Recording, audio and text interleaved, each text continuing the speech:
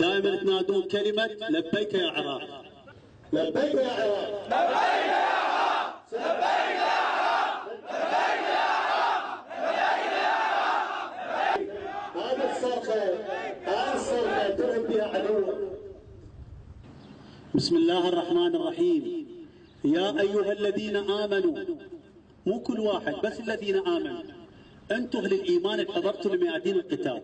يا أيها الذين آمنوا أن تنصروا الله ينصركم ويثبت أقدامكم. صدق الله العلي العظيم.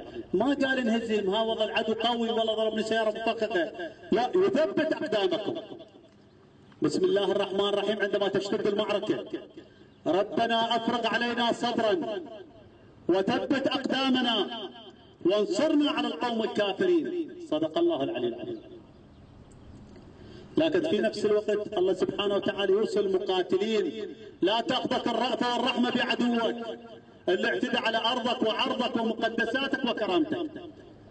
يا أيها الذين آمنوا قاتلوا الذين يلونكم من الكفار وليجدوا فيكم شنو؟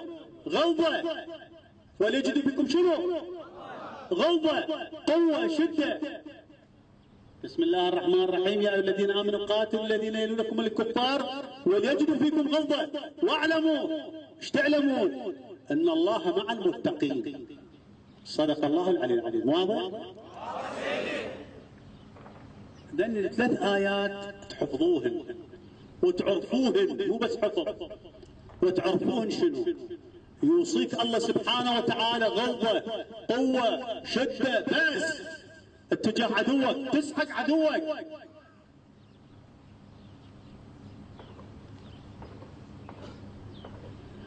وصلت المعارك في احد المعارك، اقسم بذات الله يسمعني قائد فرقة الرد السريع واقف، المقاتلين ما اتخذوا عتاد قام يقاتلون بالطابور. وبالجهاز اللاسلكي يقول سيدي قصفوا البيت الان بيقصفوه لان فرق عتادي والحجار فرق ما بس ما اريد انقل بيت العدو. وانتهت المعركة ورجعوا سالمين وصار الضحك وسوالف.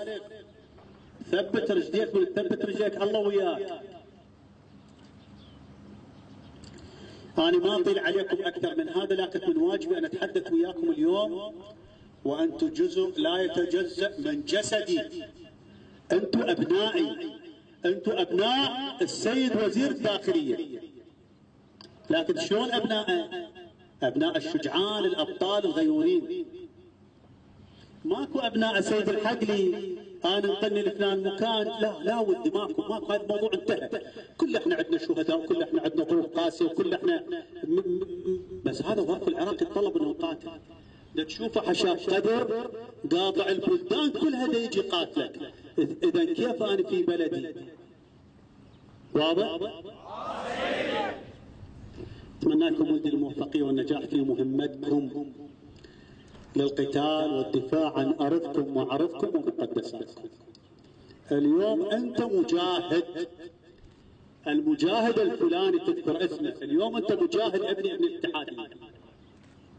وإن شاء الله منازلتنا أيضا تلتحقون في منازلاتنا الأخرى قريبا إن شاء الله ولدي.